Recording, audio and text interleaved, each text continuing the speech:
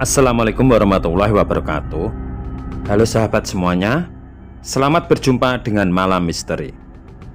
Di perjumpaan kita kali ini, saya akan bawakan sebuah kisah dengan judul Misteri Harta Mertua. Seperti biasa, tanpa banyak kata, mari kita ikuti cerita ini. Saya ucapkan selamat mengikuti.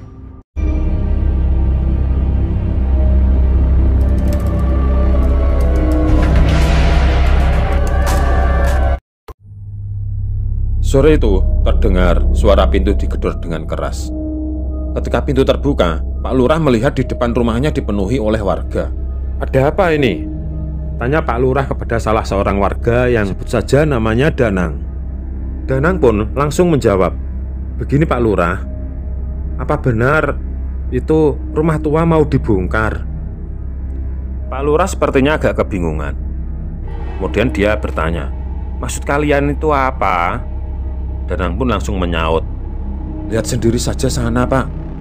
Masa Pak Lurah sendiri nggak tahu?" Pak Lurah, Danang, dan semua warga akhirnya berjalan menuju rumah tua yang sudah sekian lamanya tidak ada penghuninya itu. Dilihatlah gerbang timur perbatasan dengan desa, di mana sudah terparkir alat-alat berat.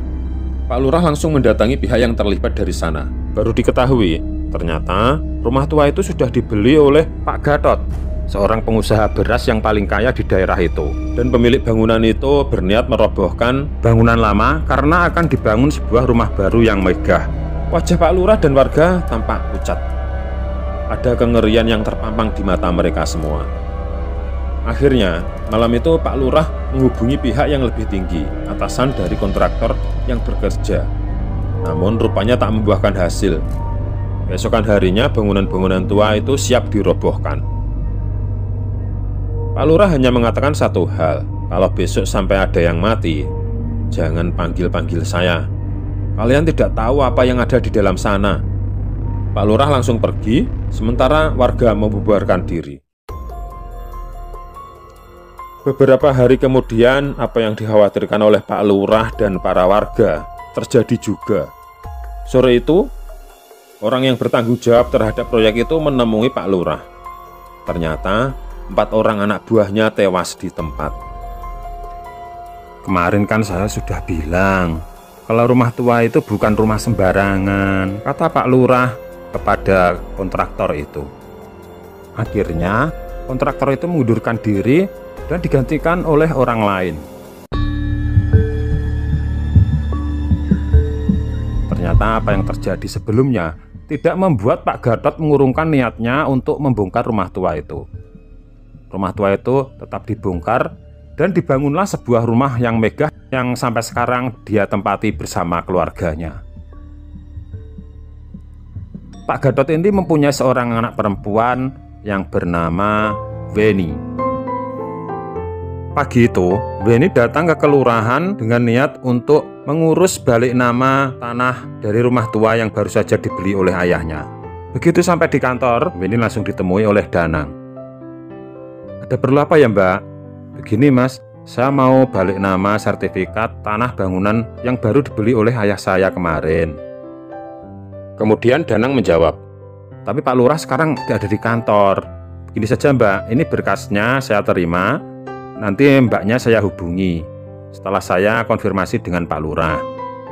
"Oh iya Mas, makasih ya," kata Weni kepada Danang. Setelah Weni pergi, beberapa saat kemudian datanglah Pak Lurah. "Pak Lurah, ini tadi anaknya Pak Gatot ingin mengurus balik nama surat tanah yang baru dibeli oleh Pak Gatot kemarin." Setelah melalui beberapa diskusi beberapa saat, akhirnya Pak Lurah menyerahkan urusan itu kepada Danang untuk mengurus semua birokrasi balik nama surat tanahnya Pak Gatot.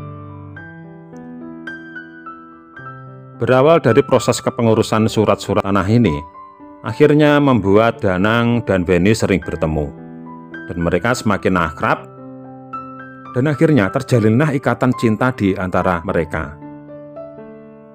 Dari hari ke hari, hubungan mereka semakin serius. Dan tidak lama kemudian Danang dan Weni menikah. Sebagai seorang pengusaha beras yang sukses, tentu saja mertua Danang ini sangatlah kaya. Dia memiliki kebun kopi serta karet yang berhektar-hektar luasnya.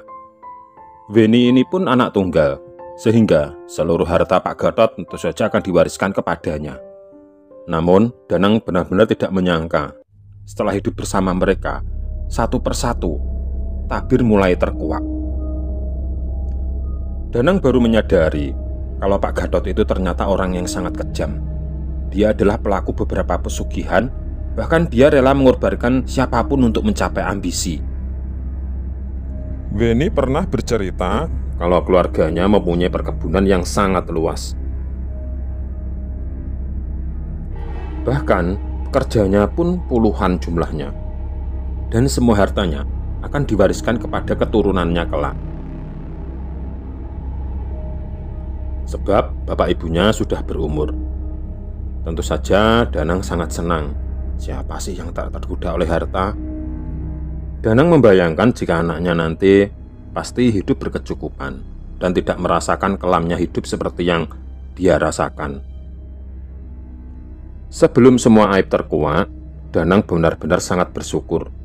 Dia merasa memiliki istri yang begitu sempurna, baik fisik maupun materi. Sesuai kesepakatan, Danang akan tinggal bersama dengan keluarga istrinya, karena Weni ini merupakan anak tunggal.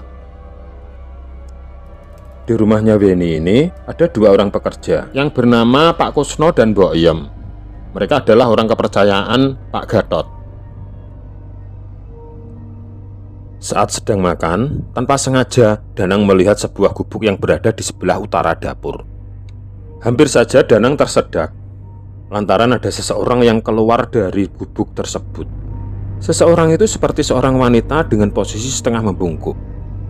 "Itu siapa, Mbok?" tanya Danang kepada Mbok Iem dengan napas yang naik turun.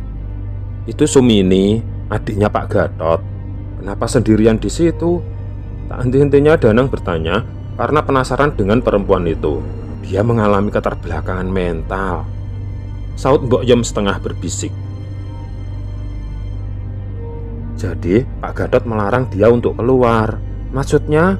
tanya Danang masih dengan raut muka keheranan. Mbok Iem kembali mencuci piring dan berusaha mengalihkan pembicaraan. Tepat jam 2 dini hari, Danang terbangun karena tenggorokannya terasa sangat kering. Danang merasa sangat haus sekali. Akhirnya Danang sampai juga di dapur. Segelas air putih pun berhasil dihabiskan. Entah mengapa, tiba-tiba Danang ingin mendekati jendela, lalu mengintip gubuk Lek Sumini.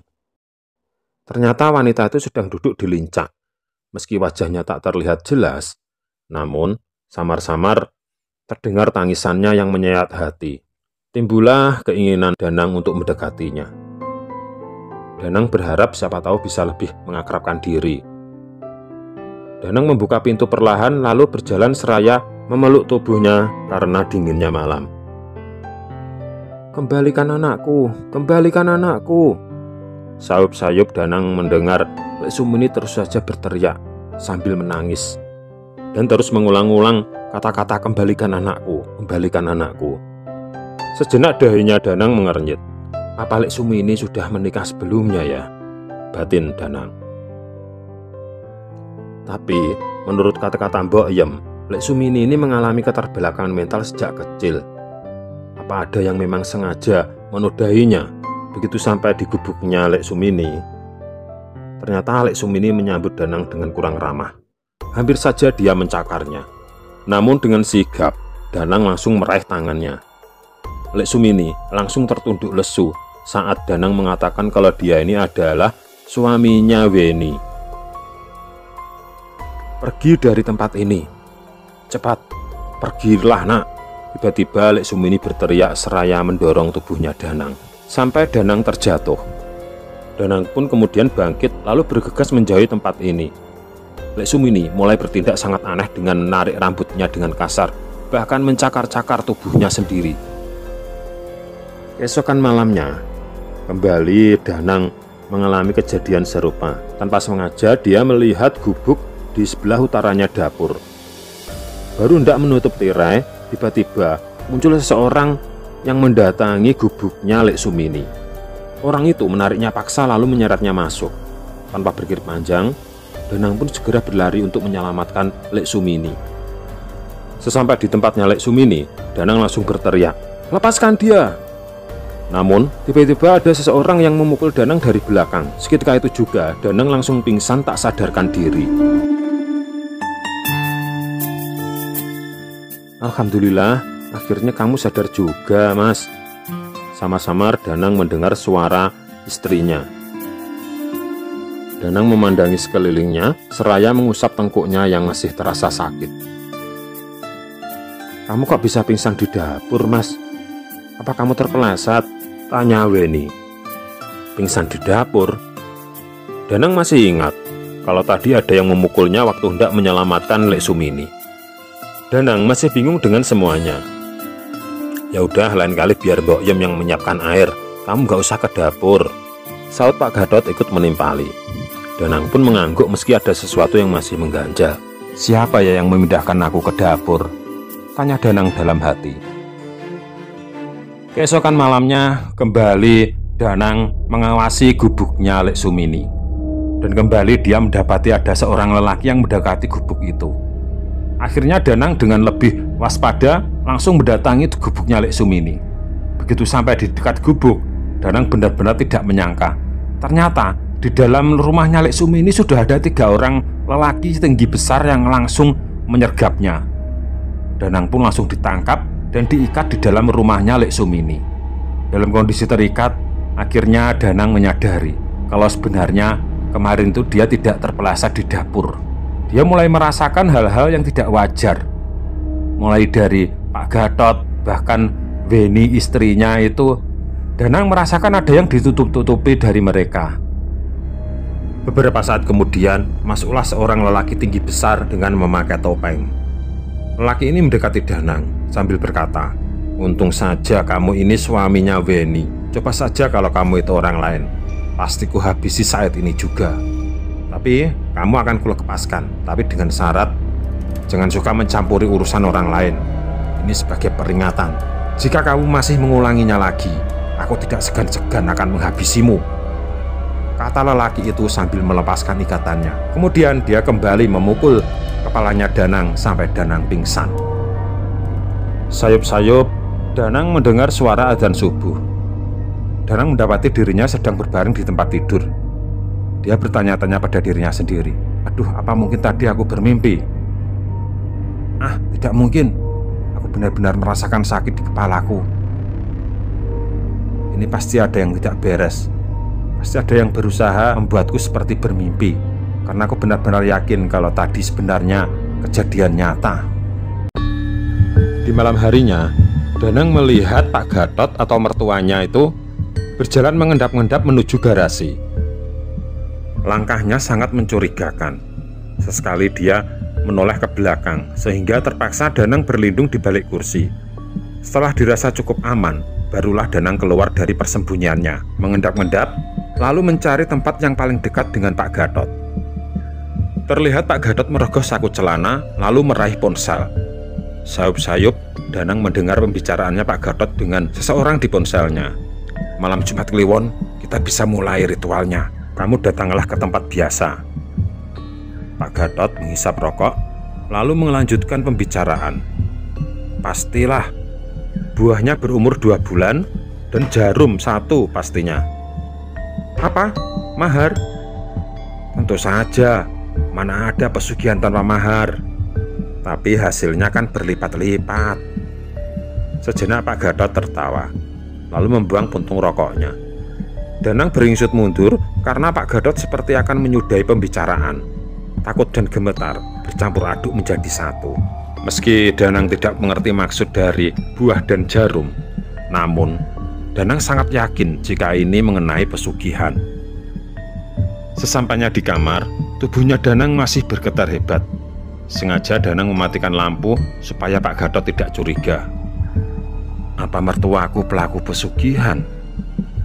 gumam Danang lirih, seraya menghempaskan tubuhnya di atas ranjang. Malam ini, suatu kebenaran mulai terbuka. menunggu malam Jumat Kliwon lagi untuk membuktikannya. Namun sayangnya Danang tidak mengetahui di mana lokasi serta tumbal apa yang direncanakannya. Rasanya aneh jika menggunakan perantara buah dan jarum. Akhirnya Danang tidak kuasa menahan kantuk lalu tertidur begitu saja. Beberapa minggu kemudian, di suatu sore ketika Danang sedang duduk bersantai, datanglah Mbok Yem membawakan secangkir teh. "Ini Mas, tehnya masih hangat." "Makasih Mbok," saut Danang. "Mbok?" "Ya, ada apa Mas?" tanya Mbok Yem. "Ini malam Jumat apa ya Mbok?" Sejenak Mbok Yem sedikit mengernyitkan dahinya, tapi kemudian dia menjawab, "Hari ini malam Jumat Kliwon Mas. Emangnya kenapa?" Mbok Yem mendekat lalu melontarkan beragam pertanyaan. "Tidak Mbok, hanya ingin tahu saja," jawab Danang. Mbok Yem terdiam beberapa saat lalu melihat ke arah Pak Kusno. Mereka sesaat saling berpandangan dan membuat Danang semakin curiga. Danang sangat yakin mereka pasti mengetahui sesuatu. Perubahan sikap Mbok Yem begitu kentara, bahkan sering salah mengucap kata. Untungnya Danang bisa meyakinkan Mbok Yem dan Pak Kusno dan mengatakan kalau dia ingin mengaji untuk almarhum kakeknya. Di malam harinya, Danang semakin tidak bisa menahan rasa penasarannya. Diam-diam, dia keluar lewat jendela dan berjalan menyusuri sekeliling rumah. Baru beberapa langkah, Danang dikejutkan dengan lampu senter yang entah siapa pemiliknya. Terdengar langkah seseorang yang semakin mendekat. Itu berarti dia sedang menuju tempat di mana Danang berdiri sekarang. Tanpa berpikir panjang, segera Danang berlari untuk mencari tempat persembunyian. Danang bersembunyi di balik rimbunan bunga yang tak terawat, bersebelahan dengan teras. Sekuat mungkin, Danang berusaha tak menimbulkan suara. Ternyata, orang itu adalah Pak Kusno. Berulang kali dia menyoroti kamar dan mengecek jendela. Tak lama kemudian, dia juga menyoroti sekeliling. Lama dia terdiam saat senter menerangi tempat di mana Danang bersembunyi. Tiba-tiba ada seseorang memanggil Pak Kusno. Pak Kusno pun berbalik badan lalu menyoroti Mbok Yem. "Ini, aku kira tadi ada orang, ternyata cuma plastik," kata Pak Kusno terkekeh lalu cepat-cepat ditegur oleh Mbok Yem. "Jangan rame-rame, nanti Pak Gatot marah. Ya sudah, sekarang bawa Sumini ke mobil. Aku sudah gak sanggup gendong dia. Sekarang di mana dia? Aku meletakkannya dekat kandang burung sana. Cepat gendong dia, Pak Gatot sudah menunggu." Mereka kembali ke belakang sebentar, lalu tampak Lek Sumini sudah digendong oleh Pak Kusno. Mereka sudah memasuki mobil, lalu melaju ke arah selatan. Ini merupakan jalan menuju ke perkebunan. Di tengah kebingungan ini, tiba-tiba Danang melihat sebuah motor milik Pak Kusno. Segera Danang berlari dan untungnya kunci motor masih menancap di tempatnya. Beberapa kali Danang harus menyetir dengan satu tangan lantaran tak tahan dengan hawa dingin. Tak disangka, motor berhenti mendadak dan kehabisan bensin di tengah perkebunan. Padahal kurang sedikit lagi. Seketika sekeliling gelap dan sangat mencekam. Danang kini tidak tahu arah. Danang berusaha berjalan mengikuti hati nurani. Dari kejauhan tampak sebuah cahaya. Danang sangat senang dan kembali mempercepat langkah. Begitu mendekat, dahinya Danang mengernyit. Ini bukanlah jalan raya, melainkan bekas pabrik yang terbengkalai. Namun, mobil siapakah ini? Ternyata di situ tidak hanya ada satu mobil, melainkan ada 3. Tiba-tiba terdengar suara Pak Gatot yang sedang tertawa dari dalam pabrik. Benar saja, Danang berhasil menemukan mereka tengah berbincang dengan 2 orang asing. "Ayo kita mulai ritual," ajak salah satu orang yang berpakaian serba hitam, sedangkan yang satunya lagi berpakaian rapi. Mereka terus berjalan ke suatu ruangan. Tampak pula Pak Kusno yang sedang berdiri di dekat pintu dengan selalu mengawasi sekelilingnya. Hampir saja Danang ketahuan saat tanpa sengaja menginjak ranting kayu. "Kusno, cepat hidupkan lilin, lalu matikan lampu mobil." Saat semua gelap, akhirnya Danang bisa lebih leluasa mendekati ruangan yang diterangi oleh lilin tersebut. Tampak perlengkapan ritual lengkap dengan sesajen serta Lek Sumini yang terlentang di sebuah meja. Lelaki serba berpakaian hitam mulai ritual dengan merapalkan mantra serta membakar kemenyan. Ruangan seketika tampak menakutkan. Tak lama kemudian, bau anjir menyeruak yang membuat Danang hampir muntah. Tiba-tiba muncul sosok hitam besar dengan tawanya yang memekakkan telinga. Danang tak sanggup lagi mengintip, sebab matanya yang sebesar tampah. Tubuh terasa kaku seketika, bahkan hampir saja tak sadarkan diri. Danang terus bersembunyi di balik tembok dengan bersimbah keringat. Makhluk itu begitu menakutkan dengan taring-taringnya yang sangat tajam. Ingin rasanya Danang kabur, namun kakinya sudah tak mampu digerakkan. Tiba-tiba makhluk itu meraung dan menyebut nama Pak Gatot dengan nada yang penuh amarah. Danang semakin menggigil ketakutan dan menduga jika Lek Sumi ini sudah menjadi santapan makhluk itu. Tiba-tiba Pak Gatot berteriak, "Siapapun kamu, keluarlah atau kau akan kuhabisi!" Teriak Pak Gatot lantang sembari mengancam. "Waduh, mati aku," batin Danang. Tiba-tiba, sebuah tangan kekar menarik Danang agar keluar dari tempat persembunyiannya. Ya, itu adalah Pak Kusno dengan wajah dinginnya. Dia membawaku ke hadapan Pak Gatot beserta orang-orang yang mengikuti ritual. "Danang, beraninya kau menggagalkan ritualku." Pak Gatot segera menyeret tubuh Danang hingga ke meja di mana Lek Sumini berada. "Terus bagaimana ini? Aku sudah keluar modal banyak untukmu. Cepat kembalikan uangku 2 kali lipat atau kau akan menerima resikonya," teriak salah satu lelaki mengancam Pak Gatot hingga membuatnya mundur beberapa langkah. Tiba-tiba Pak Gatot berkata, "Kusno, cepat kamu habisi Danang ini. Dia sudah mengacaukan ritual kita." Dengan sigap, Pak Kusno langsung mengikat tubuh Danang dan membawanya ke sebuah ruangan. Dalam kondisi tubuh terikat, Danang berusaha meronta-ronta, tapi percuma saja. Dia melihat Pak Kusno mulai mengeluarkan senjata tajam dan bersiap menusuknya. Tapi tiba-tiba terdengar sebuah pukulan yang keras yang menghantam kepala Pak Kusno. Pak Kusno pun langsung pingsan. Ternyata yang memukul Pak Kusno itu adalah Mbok Iem. Mbok Iem segera melepaskan ikatan talinya Danang. Setelah talinya terlepas, Mbok Iem langsung berkata, "Ikut aku, Mas. Cepat, ikuti aku." Danang pun akhirnya menuruti kata-kata Mbok Iem. Dia mengikuti Mbok Iem lari ke suatu tempat. Ternyata Mbok Iem membawa Danang ke sebuah mobil yang kuncinya masih tertancap. "Cepat, larilah kamu. Di sini sangat berbahaya." Danang pun kemudian masuk ke dalam mobil dan menyalakan mesin mobilnya. Tetapi ketika dia mau berjalan, dia berkata kepada Mbok Iem, "Mbok, kamu gak ikut aku, Mbok. Di sini berbahaya, Mbok. Ikut aku saja." Sejenak Mbok Iem seperti ragu-ragu. Danang pun kemudian kembali keluar dari mobil dan dia menggandeng tangannya Mbok Iem dan memasukkannya ke dalam mobil. Mereka pun akhirnya kabur ke suatu tempat. Di tengah jalan, Danang menemukan sebuah pondok yang kosong. Di situ Danang beristirahat dan mengajak Mbok Iem masuk ke dalam pondok itu. Di situ Mbok Iem menceritakan semuanya. Kalau selama ini dia sudah tidak tahan lagi menjadi budaknya Pak Gatot. Mbok Iem bercerita kalau Pak Gatot selama ini melakukan pesugihan. Semua harta kekayaannya yang melimpah ruah itu didapatnya dari pesugihan dengan mengorbankan semua orang yang dia kenal. Mbok Iem tidak punya pilihan. Jika dia menentang Pak Gatot, maka nyawanya yang menjadi taruhannya.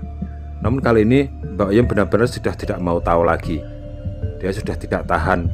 Dia sudah tidak takut lagi kalau nyawanya suatu saat akan melayang. Karena selama ini hati nuraninya terus bergejolak. Bahkan Mbok Iem pun juga bercerita kalau sebenarnya Weni juga mengetahui semua ini. Bahkan Pak Gatot dan Weni merencanakan akan menumbalkan Danang sebagai tumbal. Kembali Danang, hatinya terasa sangat sakit.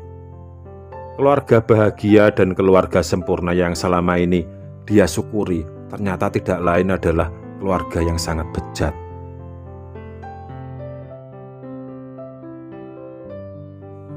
Dan yang lebih mengejutkan lagi, ternyata Lek Sumini itu bukan adik kandungnya Pak Gatot. Dia cuma adik tirinya.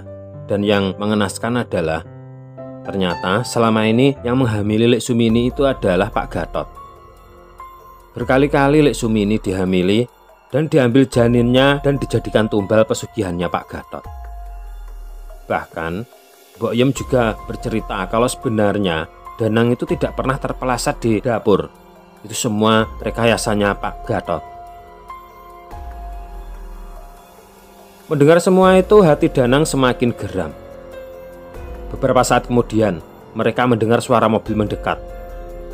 Dan lampu mobil itu menyoroti tempat gubuk mereka beristirahat. Mbok Yem pun lekas menyuruh Danang kabur. Danang juga agak kebingungan. Kalau dia kabur bagaimana nasib Mbok Yem? Tapi Mbok Yem benar-benar memaksa Danang agar cepat-cepat kabur. Akhirnya Danang lari ke selatan. Dari kejauhan, Danang sempat mendengar suara tembakan 3 kali. Kemungkinan besar Mbok Yem sudah dihabisi.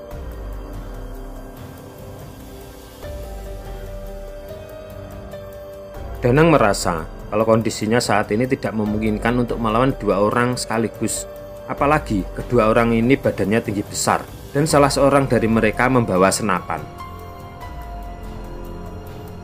Danang benar-benar hatinya sangat sedih. Rasanya tidak ada orang lagi yang bisa dia percaya, mengingat orang-orang terdekatnya telah menjadi pengkhianat.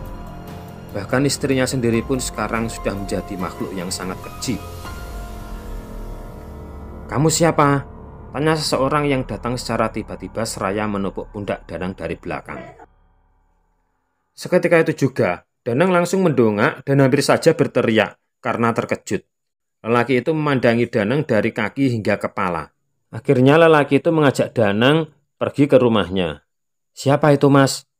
tanya seorang wanita kepada lelaki itu yang tidak lain adalah istrinya. Lelaki itu pun menjawab, "Dia ini suaminya Weni. Cepat bawa masuk dia dan kamu obati lukanya." "Tapi dia ini menantunya Pak Gatot, Mas." "Sudahlah, dia ini juga menjadi korban. Cepat kamu tolong dia, kasihan." Lelaki itu kemudian berkata kepada Danang, "Untuk beberapa hari ini sebaiknya kamu di sini saja. Jika kamu melanjutkan perjalananmu, Pak Gatot pasti akan menemukanmu." Sejenak Danang seperti kebingungan.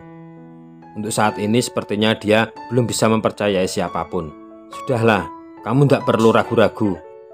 Kamu bisa mempercayai kami semua. Kami semua ini korban dari Pak Gatot. Namaku Fahmi. Aku ini mantan sopirnya Pak Gatot. Dan ini adalah adikku Sinta. Istriku sudah menjadi tumbal pesugihan Pak Gatot. Begitu juga suaminya Sinta ini. Dia juga sudah menjadi tumbal pesugihan mertuamu itu. Sebaiknya kita semua bekerja sama untuk menghancurkan Pak Gatot. Kekejaman mertuamu itu harus dihentikan." Sejenak Danang menatap matanya Fahmi. Sepertinya dia sudah mulai mempercayai orang ini. "Lantas apa yang harus kita lakukan?" "Satu-satunya jalan, berpura-puralah mau menjadi tumbalnya Pak Gatot." "Apa?" tanya Danang seketika. Tiba-tiba Fahmi dan Sinta berlutut bersimpuh di depannya Danang, memohon-mohon kepada Danang, "Tolonglah, ini adalah satu-satunya jalan untuk menghentikan kekejian mertuamu itu. Sudah banyak yang menjadi korban kekejian orang itu. Apa kamu tega melihat semua ini? Dan apakah kamu tidak ingin membalas dendam perlakuan mereka kepadamu yang telah mengkhianatimu dan menipumu selama ini?" Danang hanya bisa terdiam. Dalam hatinya dia membenarkan semua kata-katanya Fahmi. Kemudian Danang berkata, "Tapi kalau gagal bagaimana? Aku tidak mau mati sia-sia. Kami akan selalu memantau. Dan bila rencana itu gagal, kami akan langsung bergerak. Ini adalah cara satu-satunya untuk memancing makhluk-makhluk peliharaannya Pak Gatot." Akhirnya Danang hanya bisa mengangguk, walaupun sebenarnya masih ada keraguan di hatinya, karena ini menyangkut keselamatan nyawanya sendiri. Kembali Fahmi berusaha meyakinkan Danang, "Aku ini sangat mengenal Pak Gatot. Dia itu rela melakukan apapun demi mendapatkan tumbal. Dan jika engkau meminta maaf kepadanya dan pura-pura mau dijadikan tumbal, maka dia pasti akan memaafkanmu.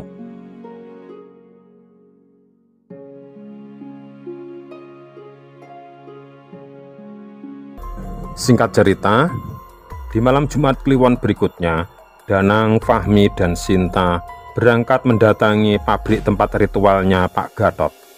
Dengan persiapan yang dirasa sudah sangat matang, mereka berharap bisa menghancurkan ritualnya Pak Gatot. Ketika mulai memasuki kawasan perkebunan karetnya Pak Gatot, tiba-tiba ada seseorang yang memanggil mereka dengan sangat keras. Serentak mereka langsung menoleh. Terlihatlah 5 lelaki tinggi besar berbadan kekar dengan masing-masing membawa sebilah celurit yang sangat besar dan tajam. Mereka mendatangi Danang dan kawan-kawan.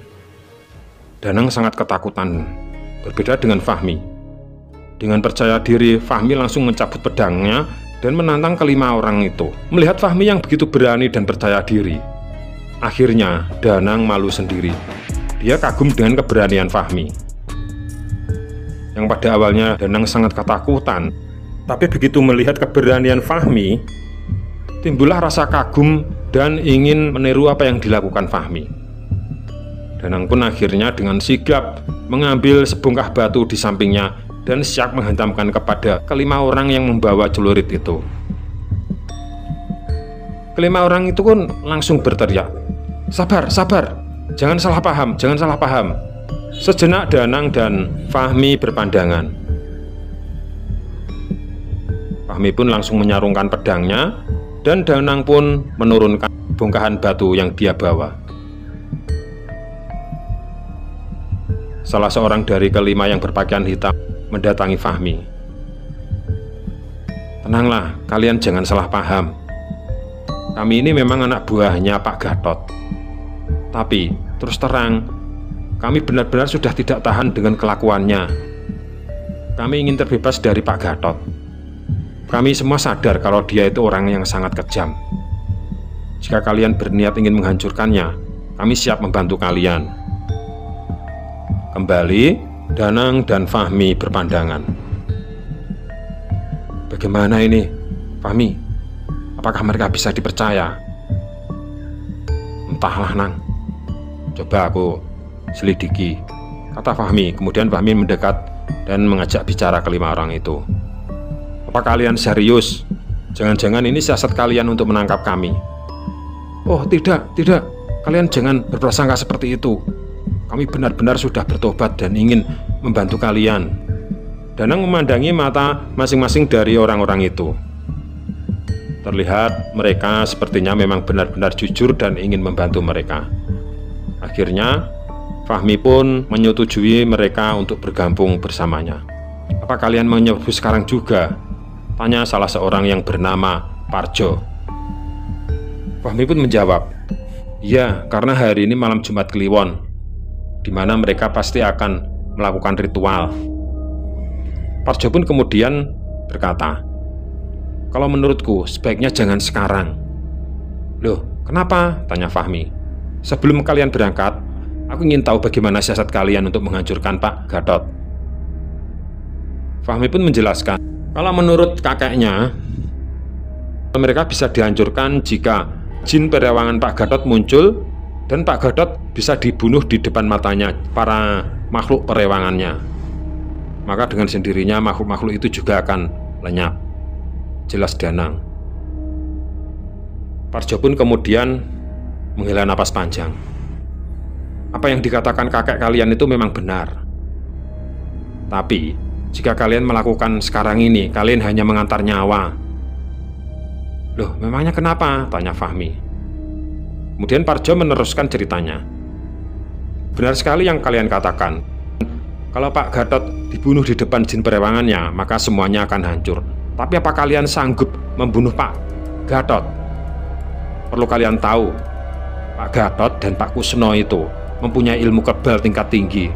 Mereka tidak mempan dipukul, tidak mempan dibacok, bahkan ditembak oleh senapan pun mereka itu tidak mempan. Dan kalian hanya datang dengan sebilah pedang dan sebongkah batu. Apa kalian sanggup membunuhnya? Kalian hanya bisa mengantar nyawa." Danang dan Fahmi berpandangan. Iya Fahmi, sepertinya benar apa yang dikatakan Parjo. Fahmi pun menggeleng-gelengkan kepalanya. Nah, terus kita harus bagaimana ini? Fahmi, Danang, tolong kalian dengarkan aku, kata Parjo kemudian. Jika kalian ingin mengalahkan Pak Gatot, sebaiknya kalian bersiap-siap membawa bambu kuning dan tumbukan daun kelor. Untuk apa kedua benda itu? Tanya Fahmi dan Danang hampir bersamaan. Bambu kuning ini untuk melunturkan ilmu kebalnya Pak Kusno dan Pak Gatot. Sedangkan tumbukan daun kelor ini kalian oleskan di muka kalian dan telinga kalian. Ini untuk mengelabuhi jin perewangannya Pak Gatot. Jika kalian mengoleskan tumbukan daun kelor di muka dan kedua telinga kalian, maka jin-jin perewangan Pak Gatot tidak akan bisa melihat kalian. Jadi kalian bisa menghadapi Pak Gatot dan Pak Kusno dengan lebih fokus dan leluasa. Baiklah kalau begitu. Terima kasih atas petunjuk kalian, kata Fahmi kepada kelima orang itu. Jadi hari ini kita tunda rencana kita, dan malam Jumat Kliwon berikutnya kita semua berkumpul di sini dengan membawa persiapan lebih matang. Mereka semua akhirnya membubarkan diri dan berjanji akan berkumpul di tempat yang sama di malam Jumat Kliwon berikutnya. Di rumahnya Fahmi merasa sedikit kebingungan. Kalau untuk tumbukan daun kelor mungkin di sini banyak, tapi aku tidak tahu di mana keberadaan bambu kuning itu. Danang akhirnya teringat tanaman bambu kuning yang dijadikan hiasan di depan kantor desa tempat dia bekerja. Oh iya, di kantor desaku ada tanaman bambu kuning, biasanya buat hiasan di depan kantor. Mungkin aku bisa minta tolong Pak Lurah untuk memintanya. Wah, bagus itu, kata Fahmi. Jadi sebaiknya kamu pulang saja dan kamu persiapkan semua hal yang kita perlukan untuk penyerangan di malam Jumat Kliwon nanti. Akhirnya Danang pun pamit pulang ke kampung halamannya. Pagi itu Danang meminta izin kepada Pak Lurah untuk memotong sebagian bambu kuning yang dijadikan hiasan di depan kantor desa. Ternyata Pak Lurah pun mengizinkan dan tidak begitu banyak pertanyaan. Mungkin pikir Pak Lurah akan ditanam di depan rumahnya Danang sebagai hiasan dan penolak bala. Akhirnya malam Jumat Kliwon yang ditunggu-tunggu pun tiba. Danang, Fahmi, Sinta, dan kelima orang bekas anak buahnya Pak Gatot berkumpul di tempat yang sudah ditentukan. Di sini kelima orang ini akan berpura-pura menangkap Danang untuk dijadikan tumbal sebagai pemancing keluarnya makhluk-makhluk gaib peliharaannya Pak Gatot.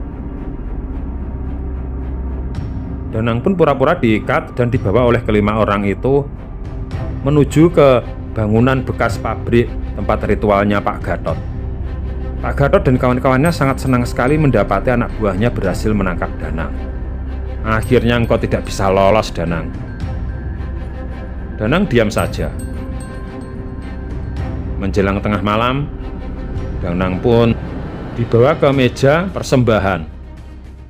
Pak Gatot dan anak buahnya beserta teman-temannya yang ingin melakukan ritual mulai mengelilingi meja itu.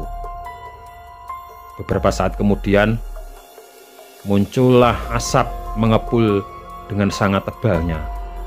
Perlahan-lahan asap itu membentuk sesosok tubuh tinggi besar hitam yang tidak lain genderuwo peliharaannya Pak Gatot. Makhluk ini tertawa sangat keras sampai memekakkan telinga. Dan ternyata saat itu Fahmi dan Sinta tengah bersembunyi di balik kursi.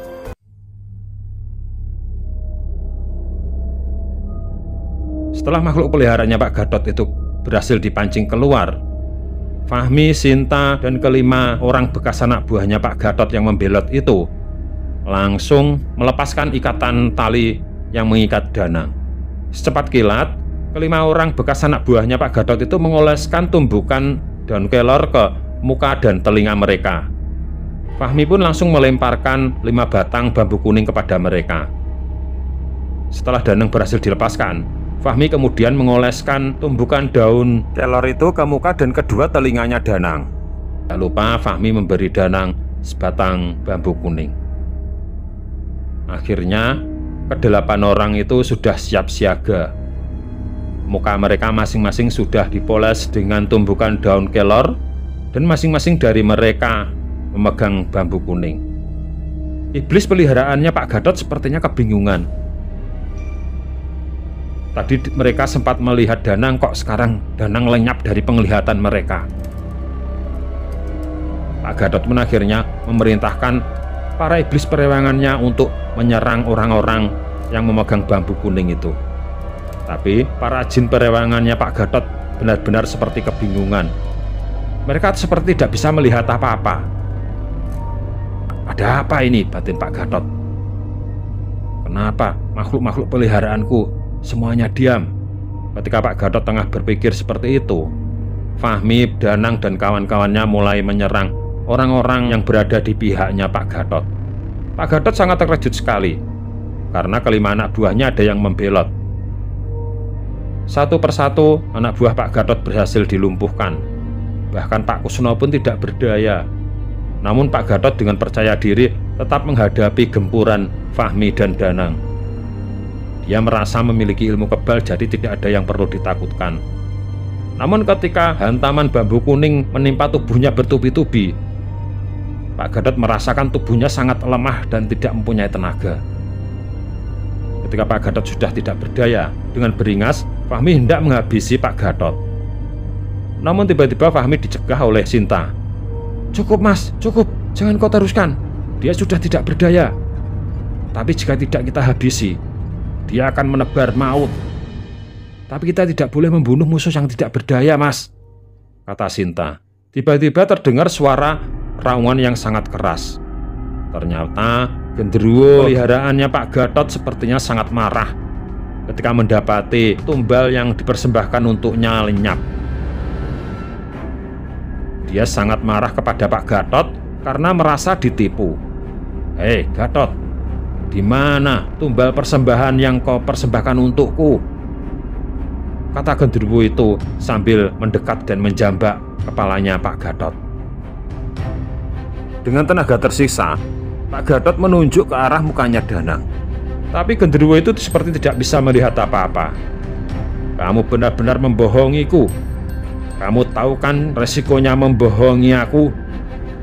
Genderuwo itu terus berteriak sambil menjambak dan mencekik Pak Gatot. Akhirnya Pak Gatot pun menemui ajalnya di tangan makhluk peliharaannya itu. Dan Pak Kusno pun juga mengalami hal yang sama. Dia pun juga tewas dijambak dan dicekik oleh sang genderuwo. Kedua orang kejam ini benar-benar tewas di tangan makhluk peliharaan mereka sendiri.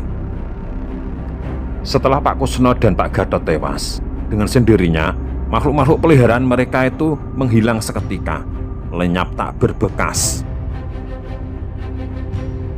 Nah, mungkin cukup sampai di sini ya teman-teman.